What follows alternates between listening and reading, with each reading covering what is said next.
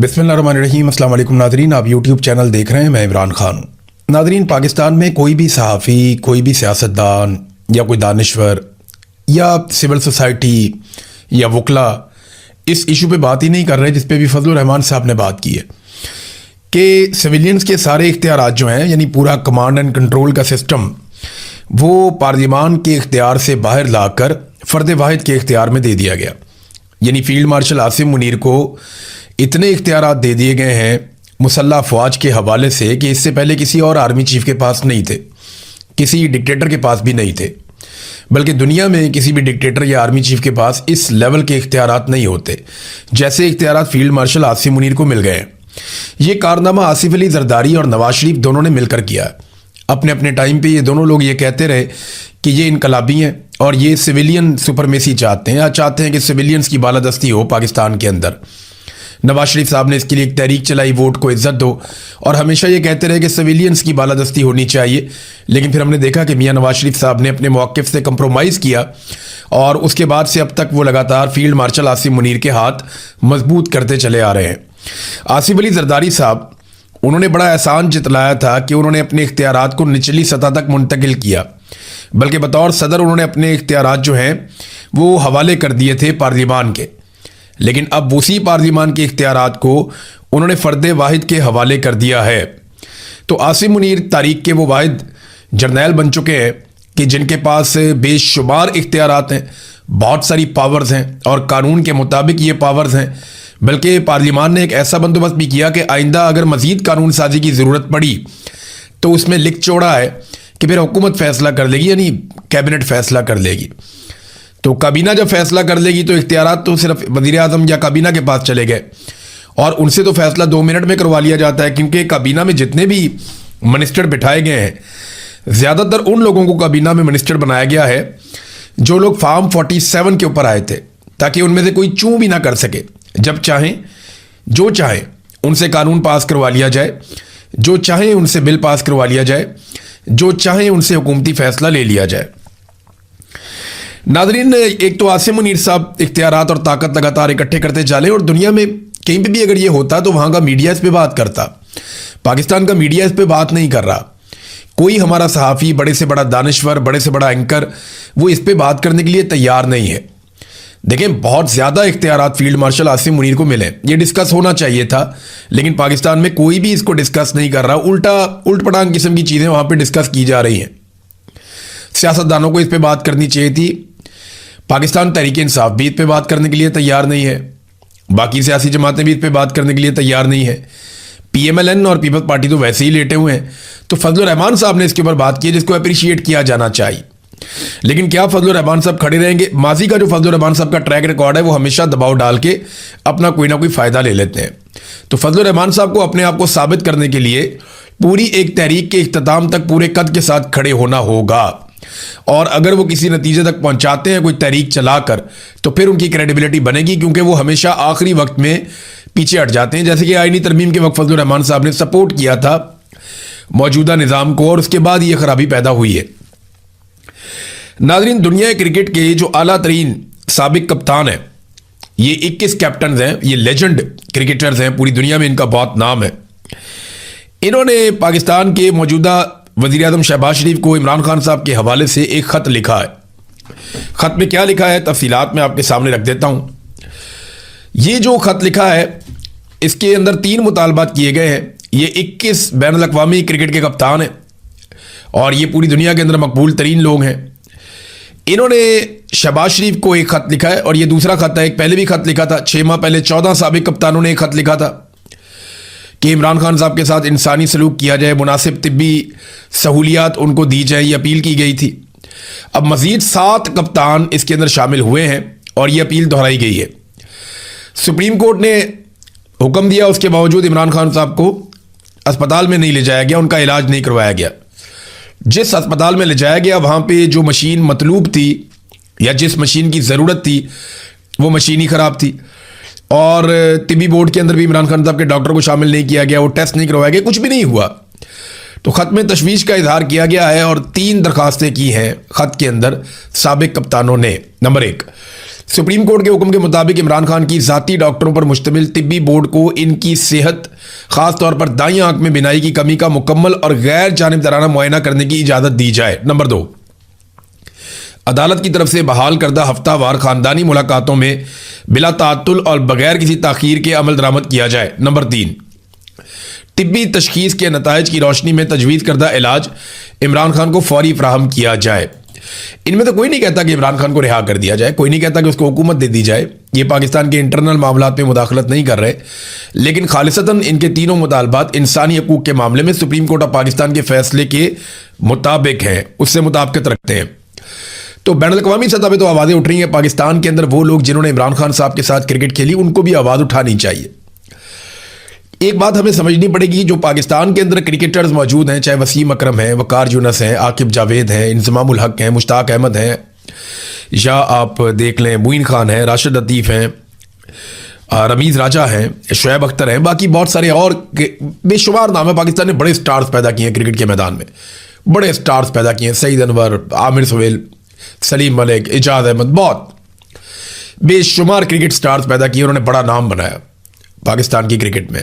सकलैन मुश्ताक बड़ा शानदार प्लेयर, तो इनको भी आवाज़ उठानी चाहिए। लेकिन प्रॉब्लम यह है कि पाकिस्तान में जो भी आवाज़ उठाता है उसको कीमत चुकानी पड़ती है। ये जो दुनिया क्रिकेट के 21 कप्तानों ने आवाज़ उठाई है, इनमें से किसी को भी इनके मुल्क में पुलिस गिरफ्तार नहीं करेगी, इनकी चादर और चार दीवारी का तकद्दुस पामाल नहीं किया जाएगा, इनको डंडे नहीं मारे जाएंगे, इनका घर नहीं तोड़ा जाएगा। चलिए, ये तो पाकिस्तान के क्रिकेटर्स के साथ भी नहीं होगा, लेकिन उनकी वहाँ पे नौकरियाँ नहीं छीनी जाएंगी। ऐसा नहीं होगा कि इसके बाद क्रिकेट बोर्ड कहेगा जी अब ये कमेंट्री नहीं कर सकता, या क्रिकेट बोर्ड कहेगा ये मैदान में नहीं आ सकता, या क्रिकेट बोर्ड के अंदर इसको कोई ओहदा नहीं मिलेगा, या इसका मुस्तकबिल बिल्कुल ख़राब कर दिया जाएगा, ये किसी एकेडमी में नहीं जा पाएगा, या ये कोचिंग नहीं कर पाएगा। ये चीज़ें सिर्फ पाकिस्तान में होती हैं, पसंद और नापसंद की बुनियाद के ऊपर। यहाँ पे आप देखें कि अगर आप फील्ड मार्शल की माथे को चूम लें या गले को ऊपर आप एक चुम्मी ले लें आप, तो उसके बाद आपके पीछे सिक्योरिटी की गाड़ियाँ लग जाती हैं। यानी आप प्रोटोकॉल के अंदर घूमते हैं, आपको बहुत प्रोटोकॉल मिलता है, आप बहुत इंजॉय करते हैं, बहुत सारा आपको जो है वो पैसा वैसा भी मिल जाता है, फ़ायदे भी आपको मिल जाते हैं, बहुत सारा प्रोटोकॉल आप इंजॉय करते हैं। लेकिन अगर आप कोई दूसरी बात कर देते हैं तो उसके बाद आपकी टोपी के नीचे कहीं पे साइड पे 804 का नंबर लिखा हुआ नज़र आ जाए तो फिर आप क्रिकेट टीम से बाहर हो जाते हैं, फिर आपके लिए क्रिकेट के दरवाजे बंद हो जाते हैं। तो यहाँ पे तो आप अपनी ओपिनियन दे नहीं सकते, बहुत मुश्किल है, लेकिन इसके बावजूद लोग देते रहते हैं। हाँ, जो इमरान खान साहब के बेनिफिशरी हैं, प्लेयर्स जिनको उनका नाम इमरान खान ने दिया, उन्हें बोलना ज़रूर चाहिए था, छोटी मोटी कुर्बानी उनको भी दे देनी चाहिए थी। कौन सा उनको गिरफ्तार कर दिया जाएगा या उनके घर तोड़ दिए जाएंगे। हाँ, उनके साथ ये हो जाएगा कि थोड़ा बहुत उनके ऊपर सख्तियाँ आएंगी, उनका माली मामला ख़राब हो जाएंगे, या कोई उनको जो मफादात है वो थोड़ी बहुत चोट लग जाएगी। तो इमरान खान ने दिया सारा कुछ इन्हें अल्लाह रब्बुल इज़्ज़त के बाद। अगर वसीम अकरम आज वसीम अकरम है या वकार यूनस आज वकार यूनस है तो इमरान खान की वजह से है। बाकी बहुत सारे प्लेयर, इंज़मामुल हक को तो खुद कॉन्फिडेंस नहीं था और इमरान खान कहते थे मुझे मैच जितवाएगा, ये हमें वर्ल्ड कप जितवाएगा। जावेद मियांदाद के बारे में यह खबर आ रही है कि वो अदालत से रुजू करेंगे अपने साबिक दोस्त और साबिक कप्तान इमरान खान साहब से मुलाकात करने के लिए। अब देखते हैं कि वहाँ से क्या डेवलपमेंट आती है। बहरहाल एक 42 साला शहरी ने दरख्वास्त दायर की है कि उसे दिल और गुर्दों की बीमारी है। अडियाला जेल से दरख्वास्त आई है और सुप्रीम कोर्ट से उसने गुजारिश की है कि उसे भी इमरान खान की तरह निजी अस्पताल में मुंतकिल किया जाए। देखिए, अब ऐसी दरखास्तें रोज़ाना आएगी। ये ना बड़ी गंदी और घटिया खेल खेलती है एस्टेब्लिशमेंट। इसने ये दरखास्त क्यों नहीं की कि नवाज शरीफ की तरह मुझे बैरून मुल्क रवाना कर दिया जाए इलाज के लिए, या इसने ये दरखास्त क्यों नहीं की कि परवेज़ मुशर्रफ की तरह मुझे अदालत जाते हुए रास्ते से ही अस्पताल में मुंतकिल कर दिया जाए और वहाँ से बैरून मुल्क मुंतकिल कर दिया जाए।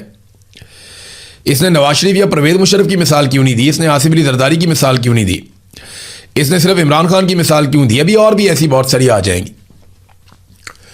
अगर तो इस कैदी को इमरान खान की तरह साबिक ये वज़ीर आज़म है और ये पूरी कौम का एक सबसे बड़ा हीरो है, या पूरी कौम इसके लिए दुआएं कर रही है, या ये कैदी जो है वो पाकिस्तान का सबसे मकबूल सियासी लीडर है, रहनुमा एक बहुत बड़ा, और इसे भी कैद तन्हाई का सामना है, इसके भी सारे हकूक़ छीन लिए गए हैं, इसके ऊपर भी जुल्म और जबर की फस्तायत के पहाड़ तोड़े गए हैं, इसकी फैमिली के साथ भी वो सारा कुछ ही किया गया, तो ठीक है फिर दरख्वास्त डाल दे।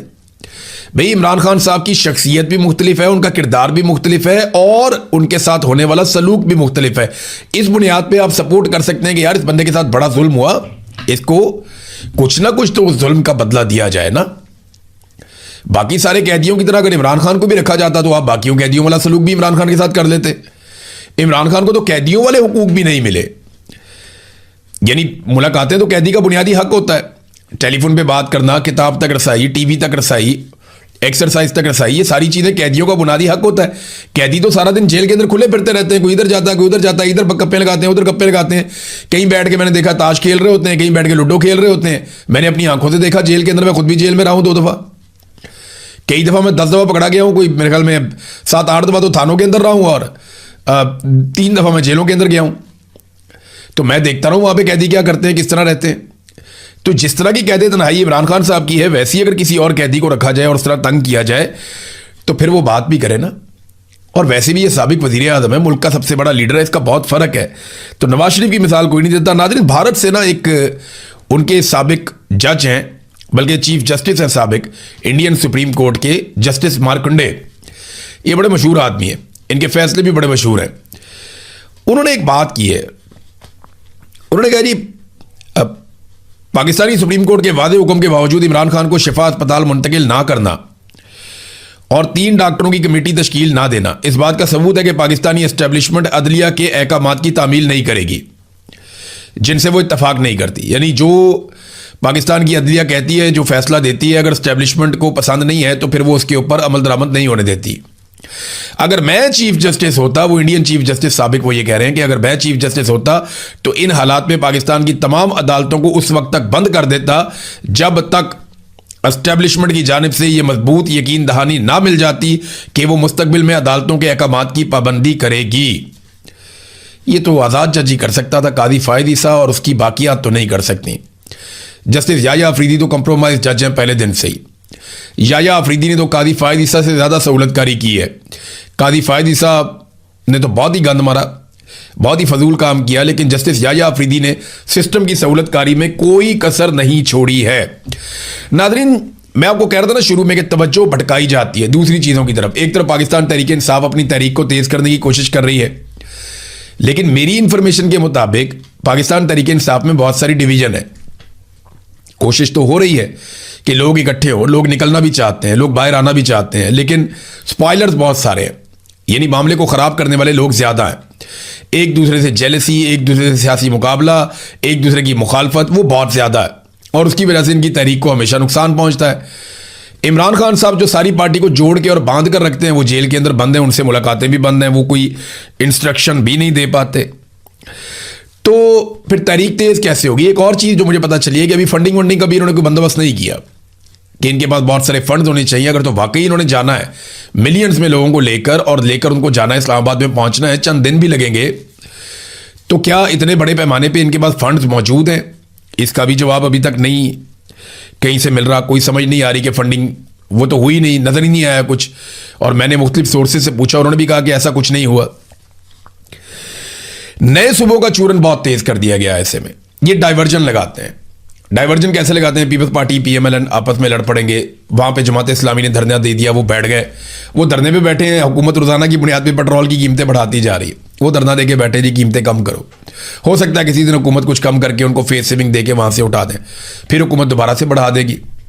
तो जमात इस्लामी जो है वो एक ऐसा लगता है कि बार बार एस्टेब्लिशमेंट की बी टीम के तौर पे आती है। जब भी कभी एस्टेब्लिशमेंट मुश्किल में होती है तो जमात इस्लामी एक आधा एहतजाज करके चीज़ों को नॉर्मलाइज करती है। फ़लस्तीन के हक़ में एहतजाज करवाना हो तो जमात इस्लामी को ले आते हैं, वो एहतजाज करते हैं, अब फिर वो चीज़ें नॉर्मलाइज हो जाती हैं। कोई जुल्म हो वो एहतजाज करते हैं, चीज़ें नॉर्मलाइज हो जाती हैं। अभी पेट्रोलियम मसनूआत की क्योंकि कीमतें बहुत बढ़ गई थी, बड़ा रोला पड़ गया था, तो जमात इस्लामी ने जो है वो इसको एक एहतजाज किया है, लेकिन कोई फ़र्क नहीं उससे पड़ेगा, पहले भी नहीं पड़ा। तो जमात इस्लामी किसी हुकूमत के ख़िलाफ़ ग्रैंड अलाइंस का या इत्तेहाद का हिस्सा भी नहीं बनती।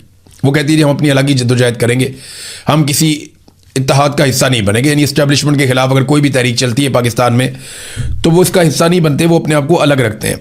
तो नए सूबों का चूरन बहुत तेज़ कर दिया गया है।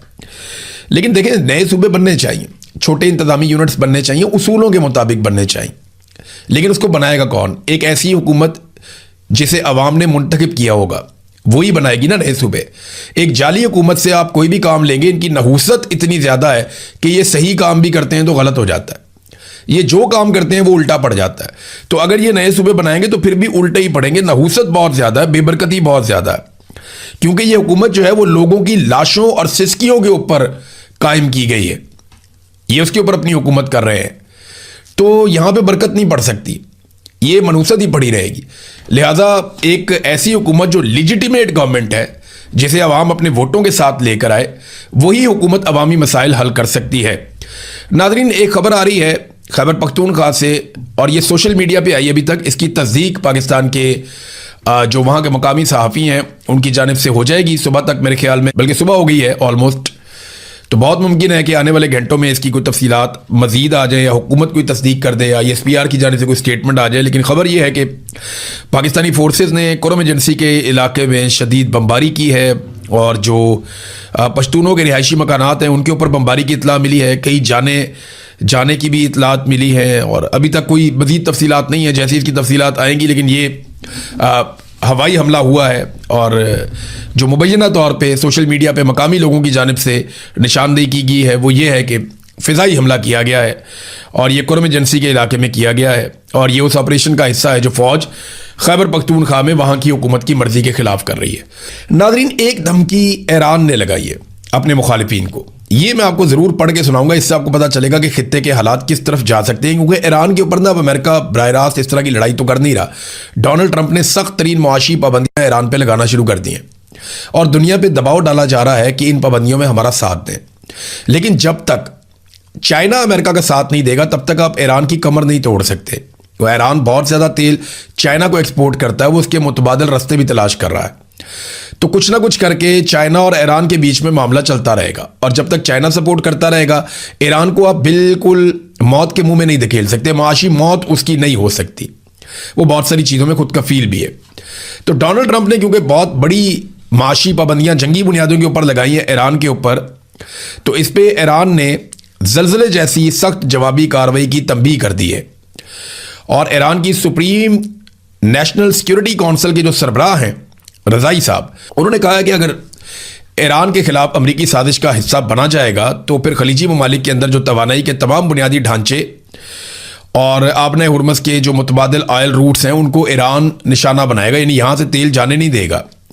बल्कि एक जो लफ्ज़ उसमें इस्तेमाल किया गया कि वो एक कतरा तेल भी फिर नहीं निकलने देंगे अगर ईरान के ऊपर लगने वाली मुआशी पाबंदियों पर अमल दरामद किया गया खलीजी ममालिक की जानिब से, या अमेरिका को सपोर्ट किया गया इस मामले में, तो फिर ईरान जो है वो बड़ा सख्त रद्द-ए-अमल देगा और बाकी ममालिक भी अपना तेल बेचने के लिए तरसेंगे। अब ये बड़ी एक सख्त धमकी है जो ईरान ने लगाई है। इसका रद्द-ए-अमल क्या आता है इसको हम देख लेते हैं। बहरहाल डोनाल्ड ट्रंप के गले पड़ गई ये लड़ाई, बदनामी अलग से मिली है, इत्तेहादी अलग से साथ छोड़ गए हैं, अमेरिका के अंदर बहुत बदनामी हो गई है, पॉलिटिकली डोनाल्ड ट्रंप बहुत वीक हुए हैं।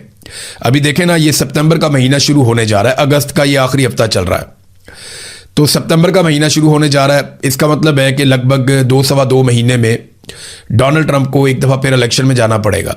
अगर वो इलेक्शन डोनाल्ड ट्रंप हार जाते हैं तो अमेरिका में डोनाल्ड ट्रंप की सिचुएशन मुकम्मल तौर पे बदल जाएगी। इसीलिए पाकिस्तान की मिलिट्री एस्टेब्लिशमेंट ने अब डेमोक्रेट्स के अंदर भी, यानी जो डोनाल्ड ट्रंप की मुखालिफ पार्टी है, वहाँ पे भी अपनी लॉबिंग शुरू कर दी है, और बड़ी कामयाबी से वहाँ पे भी वो लॉबिंग कर रहे हैं। देखिए वहाँ से उन्हें कितना कुछ मिलता है, क्योंकि हुकूमत को तो लॉबिंग करने के लिए और देने के लिए हुकूमत के पास बहुत कुछ होता है, जबकि कवानीन, इंसानी हकूक, ये सारी चीज़ें जो हैं वो मुल्कों के मफादात में मानी नहीं रखती। हमने तो यही सीखा है।